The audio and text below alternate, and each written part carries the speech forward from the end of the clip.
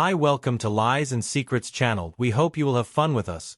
Enjoy watching. It was an autumn morning when the crisp air was just enough to make you feel alive. My wife Luna and her laughter always seemed to merge with the rustling leaves, creating a symphony of nature's tranquility. We had always shared a passion for mushroom picking, a sort of unspoken tradition that had brought us closer over the years. That day we set off into the woods, our baskets empty and our spirits high, unaware that our world was about to tilt on its axis. The forest was our sanctuary. The dense foliage hid the harshness of the outside world, offering us a place to reconnect with what truly matters. Luna and I would often spend hours discussing our dreams, our fears, everything under the sun as we foraged through the underbrush. But that morning our conversation was lighter, filled with the excitement of potentially discovering the most elusive mushrooms in our usual spots. We ventured deeper into the woods than we ever had before, the canopy overhead creating a ceiling of green that filtered sunlight into a mosaic of light and shadow on the forest floor. The air was scented with the earthiness of decay and rebirth, a reminder of life's cyclical nature. Suddenly the tranquility was shattered. A rustling far too loud for any squirrel or deer alerted us to a presence nearby. We turned in unison, and there it was, a bear standing on its hind legs, its dark eyes fixed on us. My heart hammered against my ch**t adrenaline, surging through my veins. Luna, ever the brave soul, tried to pull me away, but my leg, broken from an earlier fall, refused to comply. "Run, Luna!" I shouted, my voice, a mix of fear and desperation. She hesitated for a moment, her eyes wide with terror. Then she did the unthinkable. She started running, not away but towards the bear, flailing her arms to draw its attention. My heart plummeted as I watched her, knowing she was sacrificing herself to buy me time. The bear, initially startled, now focused on this new, seemingly less injured target. It dropped to all fours and charged after her. I could hear Luna's screams mingling with the bear's growls, the sound so primal it seemed to tear through the very fabric of existence. I tried to crawl to do something, but pain seared through my leg, immobilizing me. I was helpless, a spectator to the horror unfolding before me. Luna, in her attempt to save us, had tripped over a hidden row, her body sprawling onto the cold, wet earth. The bear was upon her in an instant, its massive paws pinning her down. I couldn't look away. The bear, with a force I'd never seen in any creature, tore at Luna's clothes with its teeth. Her cries now a mix of pain and a plea for help. The forest seemed to echo her anguish, each scream a shard of ice through my heart. I watched frozen as the bear in its wild, animalistic drive climbed atop her, forcing itself upon her with a brutality that would scar us both forever. Luna's desperate cries for help lingered in the air, a haunting melody of helplessness. There was no one to save her, no one but me, and I was useless. The ground beneath me felt like quicksand pulling me into despair. As the scene unfolded, I could see the life. The fight slowly drained from her as she lay there, victim to an unspeakable act. When the bear finally lumbered away, satisfied or perhaps simply satiated, I crawled to Luna, my broken leg forgotten in the wake of this unimaginable trauma. She was there on the ground, her body trembling, her spirit shattered. I whispered apologies, promises, anything to bridge the chasm of pain that now separated us. In the days that followed, as we healed physically, the deeper wounds festered. Luna sought therapy, a journey through her mind's darkest corridors, confronting the violation, the helplessness.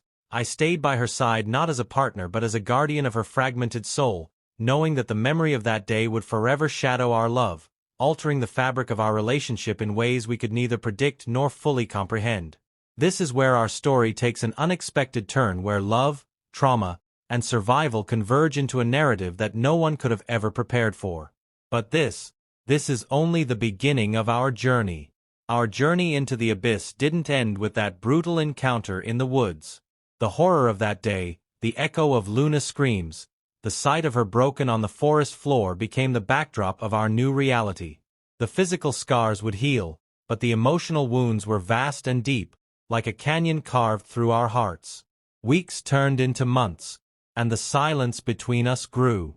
The once vibrant laughter of our home was replaced by a tense quiet, punctuated only by the occasional sob or the soft click of the door.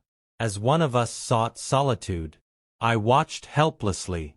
As Luna retreated into herself, her eyes often clouded with a mixture of pain and emptiness. Therapy sessions became our new ritual. Dr. Simmons, with his gentle demeanor in probing questions, tried to stitch together the fragments of Luna's psyche. Yet each session seemed to unveil new layers of trauma, not just for Luna, but for me as well.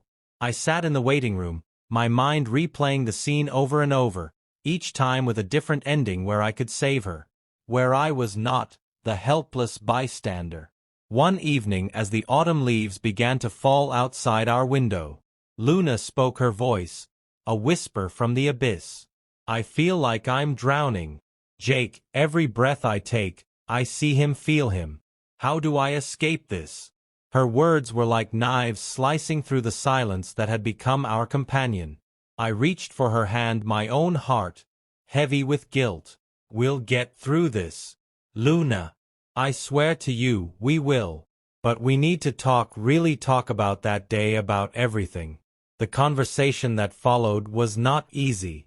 It was a torrent of tears, accusations, and revelations. Luna confessed that she felt betrayed by her own body, by the woods that had once been our sanctuary, by me for not being able to protect her. Each word was a confession, a release, but also a wound reopened. "I sometimes wonder if part of me died that day," she admitted, her eyes searching mine for an anchor. "Do you ever feel like that?" I nodded, my throat tight with emotion. "Every damn day, Luna.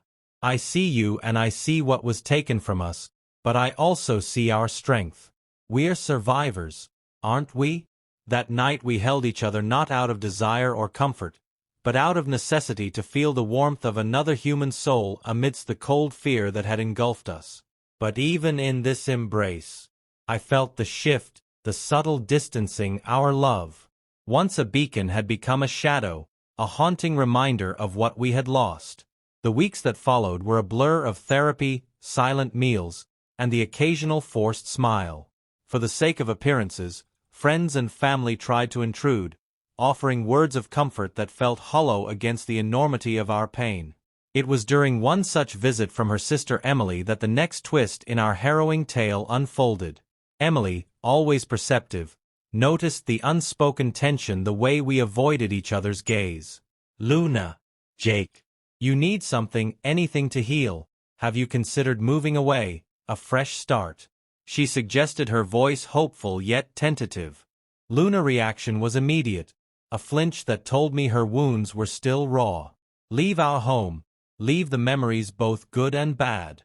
Her voice trembled, caught between fear and longing for escape. I saw it, then the flicker of an idea, a desperate attempt to claw back some semblance of normalcy. Maybe she's right. Luna, a new place where the shadows of that day don't linger in every corner. The idea was both terrifying and exhilarating. Could we truly start anew? Or would we just carry our haunted past with us? The thought of leaving the home we built together, where we had laughed and loved, was like severing a part of ourselves. Yet the prospect of healing, of finding a place where the past could not haunt us, was too potent to ignore. The decision to move was made in a night of heavy hearts and whispered agreements. We chose a remote cabin in the mountains, far from the woods where our nightmare had begun. It was a leap into the unknown, a gamble on whether change of scenery could heal the scars that ran so deep. As we packed, I found an old photo of us from one of our earlier mushroom hunts. We looked so happy, so invincible. I placed it in a box, not sure if it was a keepsake or a goodbye. Our journey to the cabin was silent, each mile taking us further from our past. Yet every glance between us reminded me that the past wasn't something you could simply leave behind. It was within us, a part of our essence. Now, the cabin when we arrived was as isolated as we had hoped, surrounded by towering evergreens that promised solitude and perhaps peace. But as we stepped inside, The echo of our footsteps felt like the first notes of a new, uncertain melody. "Here's to new beginnings," I said, trying to infuse hope into my voice.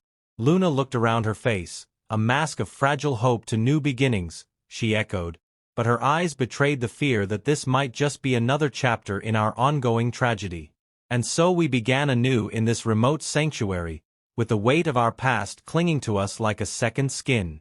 The story of our survival was far from over, and as I looked out at the vast, untamed wilderness before us, I wondered what new trials awaited, what new darkness might find us even here in our attempt to outrun our shadows. But as the days turned into weeks, the cabin began to reveal its own secrets, its own shadows. We had moved here to escape, yet the silence of the mountains seemed to amplify the echoes of our past. Luna, who had always been so vibrant, now seemed to be a mere echo of herself. She spent hours staring out of the window, her gaze lost in the vast expanse of the forest, as if searching for something or someone. One evening as the sun dipped below the horizon painting the sky in hues of fiery orange and pink, I found Luna sitting outside, a bottle of wine in her hand. Half empty, she was wrapped in a blanket, but it wasn't the chill of the evening that made her shiver. "Luna." I approached cautiously, the weight of our unspoken pain hanging heavy between us. She looked up, her eyes glistening with tears. "Jake, do you ever feel like we're just running from ourselves, from what happened?" Her voice was barely a whisper carried away by the whispering wind. I sat down beside her, the cold ground seeping through my jeans every day. "Luna, but we're here to heal, to find peace." She laughed, a sharp, brittle sound that broke the calm of the evening peace. "I feel like peace is an illusion we chase. Every time I close my eyes, I see him. I feel him.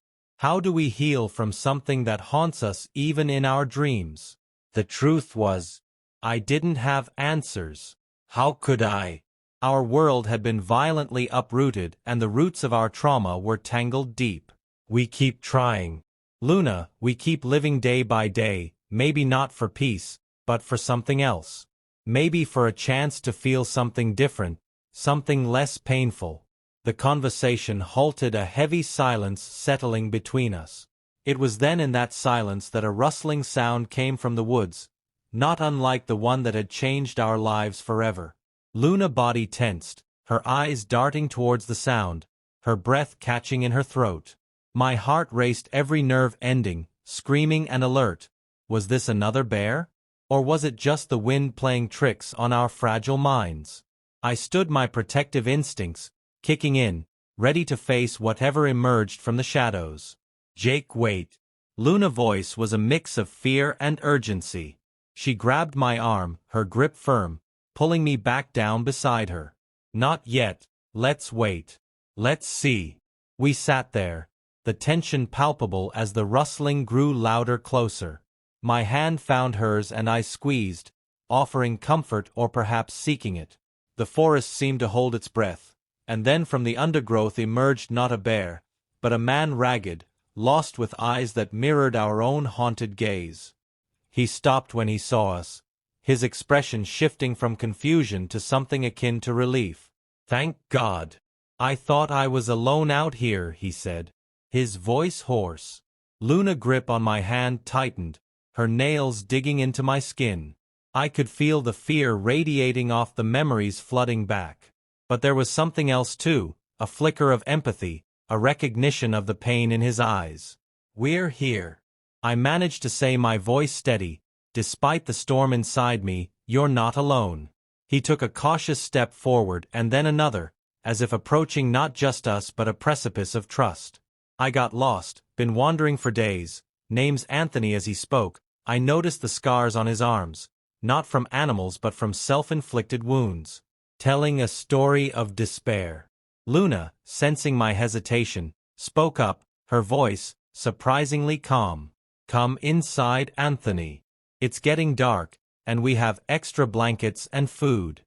Her invitation, born out of a need to connect, to not be alone in her pain, struck me here we were in our attempt to escape.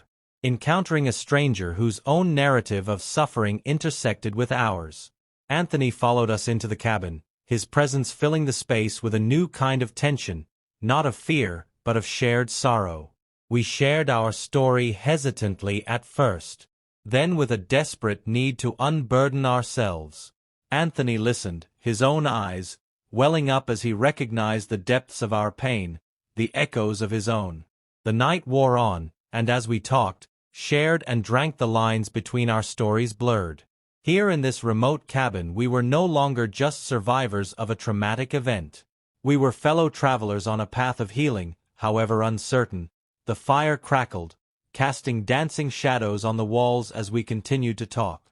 But as the hour grew late and the flames dwindled, a silence fell upon us, not of the oppressive kind we had known, but a contemplative one filled with unspoken thoughts and the weight of our shared humanity.